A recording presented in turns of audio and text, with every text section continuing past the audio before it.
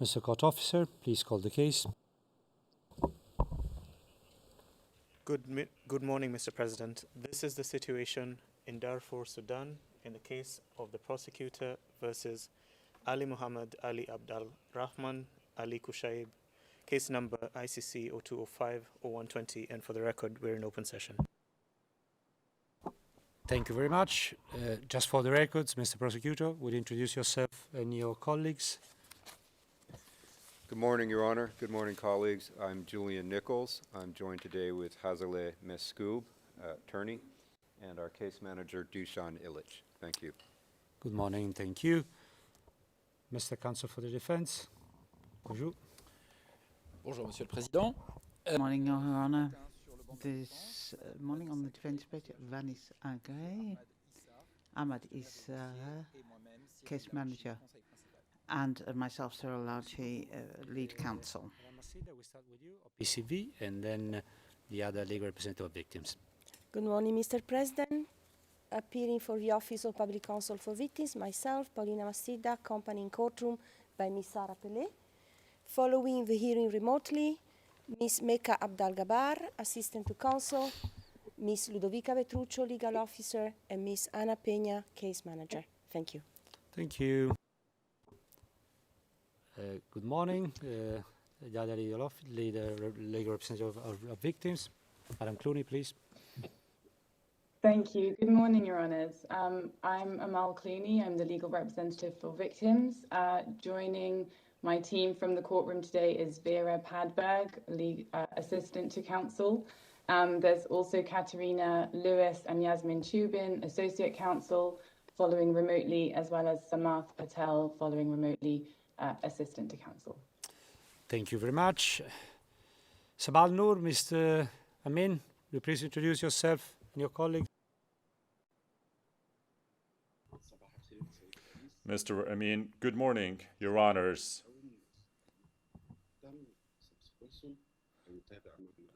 I'm joined by Mr.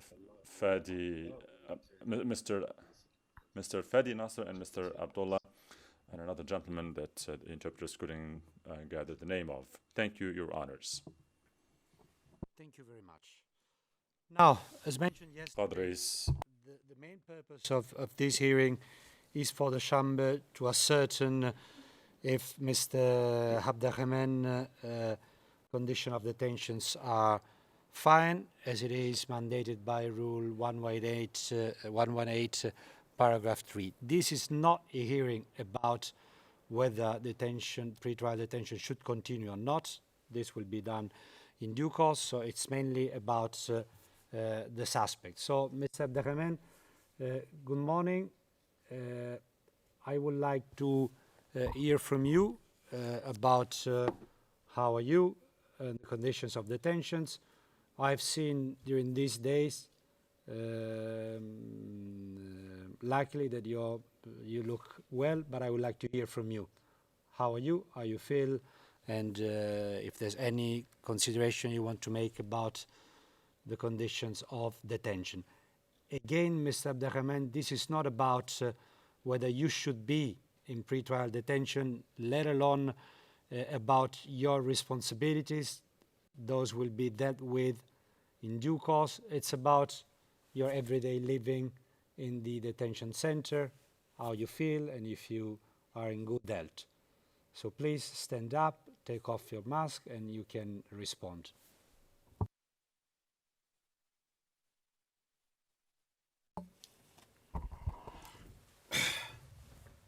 Mr. Abd-Al-Rahman, in the name of God, most gracious, most merciful, first of all, I'd like to extend my thanks to the presiding judge, my deepest thanks to him for granting me this opportunity to talk. And I would like you to reiterate my name. My name is Ali Muhammad Ali Abd-Al-Rahman, born January 1st, 1949. And first, I'd like to express, to pray for mercy for all the victims who died in Darfur, and we hope that Darfur lives in peace away from all tribal conflicts. Second of all, I came from Sudan to here voluntarily. I came forward to the ICC to ensure that I am totally considered innocent from all allegations regarding Darfur, with which I have absolutely nothing to do. Third of all, I am totally fine at the detention center. I have nothing to complain about, and I reiterate my thanks to you. Thank you.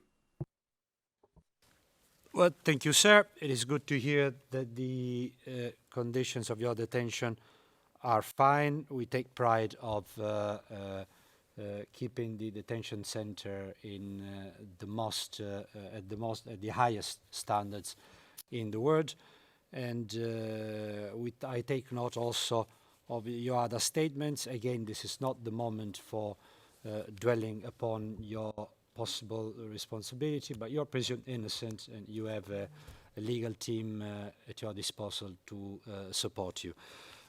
Now, I will give the floor to the parties and the participants. Again, let me recall that the detention on the review of the pre-trial detention within the 120-day time limits under paragraph 2 of Rule 118 will be taken in due course, and this is not the moment. Parties and participants may file their written observations about that matter, if they so wish, following these deadlines. The prosecutors and the victim submissions shall be filed no later than Friday, 11 June, and the defense may respond by Friday, 18 June. Now, keeping this in mind, I'll give the floor to you, Mr. Prosecutor. If you have any point to make, I'm here to listen. Good morning, Mr. President. Thank you. No, the prosecution does not have submissions on that matter. Thank you very much. Thank you very much. Now, the legal representatives of the victims, we follow the order which now has become usual, OPCV first, and then the other legal representatives. Please. Thank you, Your Honor. We do not have specific submission as the prosecution at this point in time. The only thing that I would like to recall on behalf of victims that we represent, because this is a recurrent concern that they have, is just to indicate to the Chamber how they are concerned about any kind of issues related to the detention of Mr. Abd-Al-Rahman, for what we have already indicated on another issues about pre-trial detention. So the only thing that I would like to address is simply the fact that victims remain concerned about any discussion in relation to the detention or not detention of Mr. Abd-Al-Rahman. We do not have specific submissions today, and we will present eventually more specifically the concerns of the victims on the continued detention of the suspect in due course. Thank you very much. Thank you very much. I take note of what you said. I understand that the victims have an interest in this matter. This is why you've been given the floor, and your colleagues will be as well. And again, you may file written submissions on a technical, legal level in due course. Madam Clooney, please, the floor is yours. Thank you. Thank you so much, Your Honour. May I just say, I will, of course, take up your invitation to make the more detailed legal submissions in writing. But perhaps just for purposes of today, I can share some of the views that have been communicated to me by victims, some of whom have been following this hearing, of course. And when I raised the question about possible release of the suspect, I think it's fair to say that they are panicked by the idea that the suspect could be released at this stage. And just to convey to you some of the things I heard, as you know, the vast majority of the victims live in camps that lack adequate security, and almost all of them have expressed security concerns. Many victims have told me that they fear retaliation by the suspect or his associates if he were to be released. As one victim put it, I feel scared and insecure because I am one of the witnesses against Ali Kushaib in the ICC. I belong to the Fur tribe, and these camps are not secure. At one of the camps in Chad, victims have also said that, quote, their lives will be at risk if the suspect is released. And this fear, Your Honor, is also very real outside the camps. A victim who lives in Bendizi stated, quote, Ali Kushaib should not be released because I might be killed. And another victim said, quote, he will kill others to hide the truth. Many victims have also highlighted that releasing the suspect would give his associates a license to kill. In the words of one client, quote, I completely object to the release of Ali Kushaib because it will be another disaster. He will return and reorganize and mobilize his associates who will be confident that there is no real accountability. Another victim said, quote, Ali Kushaib's release would embolden his partners who will commit crimes with more confidence. Indeed, Your Honor, many victims feel that now that the proceedings are underway, his release would cause security unrest in Darfur and that they would have to leave the area. In the words of one of my clients, quote, if you release him, we won't be able to stay in Darfur anymore. We'll be stateless. Your Honours, it took almost 20 years to bring this suspect before the court, and in our written submissions, we will explain why this is indeed not the time to release him. Thank you. Thank you very much. Mr. Amin, the floor is yours now.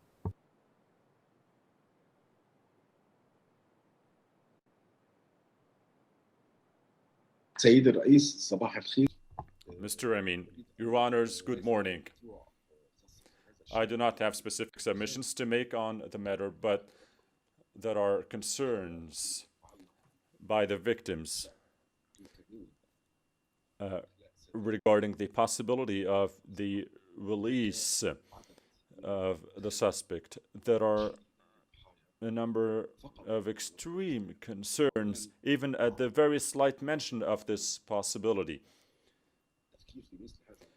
The victims said that the mere thinking about this possibility will undermine the whole process that has led to this stage of the case. Achieving this stage in itself has been reassuring for the victims. The other point is that his tribal belonging, knowing that his tribe is present and widespread across Sudan and even beyond Sudan. Even at this stage, there has been a frightening and an intimidation of the victims inside Sudan and outside Sudan. So any thinking about releasing him or any declaration regarding his release will cause tremendous and widespread panic among all the victims. My third point is that the thinking about this possibility will lead to a decrease in the victims' involvement in the judicial process at the court.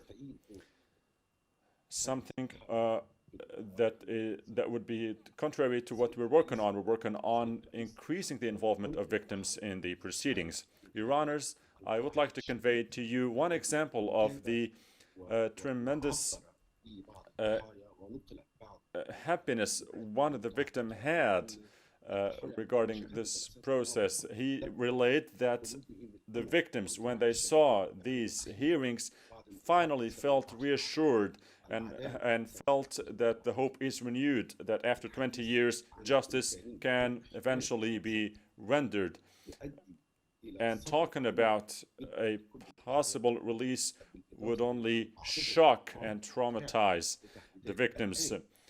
Not to mention that many of whom are indeed subject to intimidation and threats even before any release. So that this suspect remains in custody is very essential without infringing in any way on the presumption of innocence and all the entitlements he is granted at this stage. We should remember that there is a sincere fear that the victims and the witnesses could be influenced, their testimonies could be tampered with, whether the witnesses who have already testified or those who could testify in the future. Therefore, keeping the safety and the well-being of victims in mind is essential, and in light of that, we request that the suspect remains in custody to ensure that the remaining part of the proceedings goes as we hope it would. Thank you, Your Honors. Thank you very much. Now, Mr. Counsel for the Defense, Mr. Leuci, s'il vous plaît.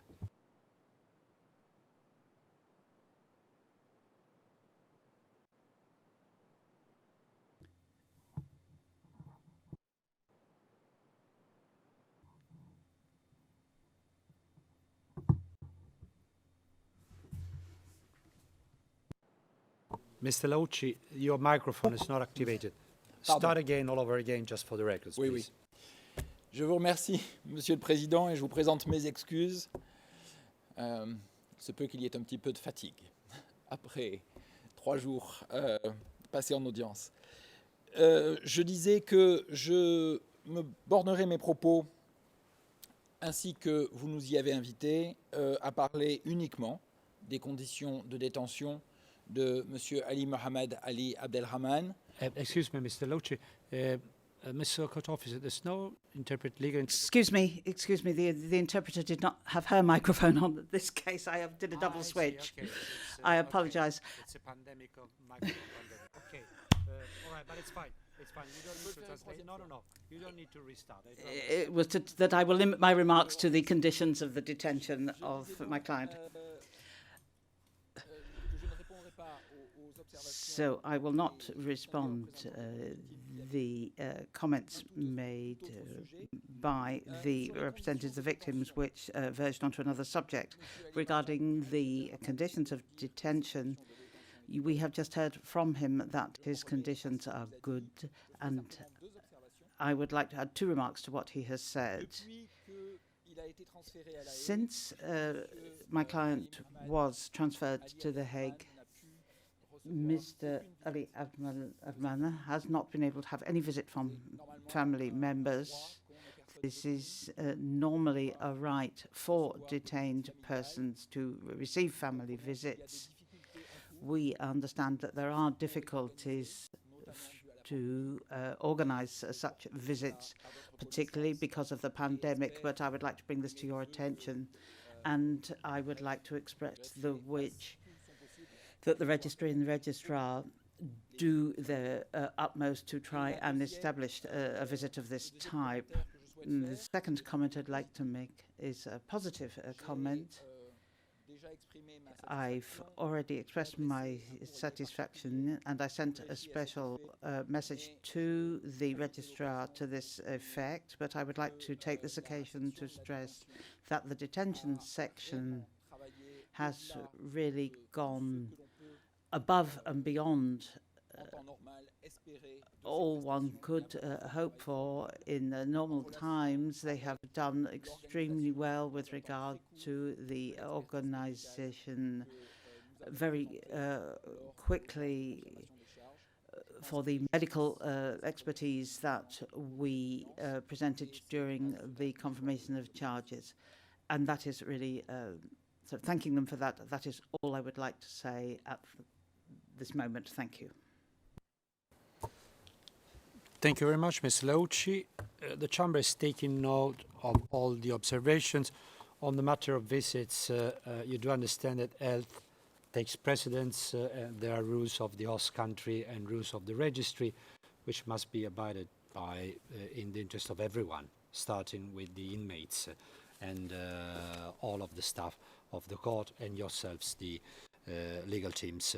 The Chamber is taking note of your observations. I've given you the deadlines for written submissions on the legal matter, so whether pre-trial detention should continue or not. Thank you, Mr. Abd-Al-Rahman, for your statements.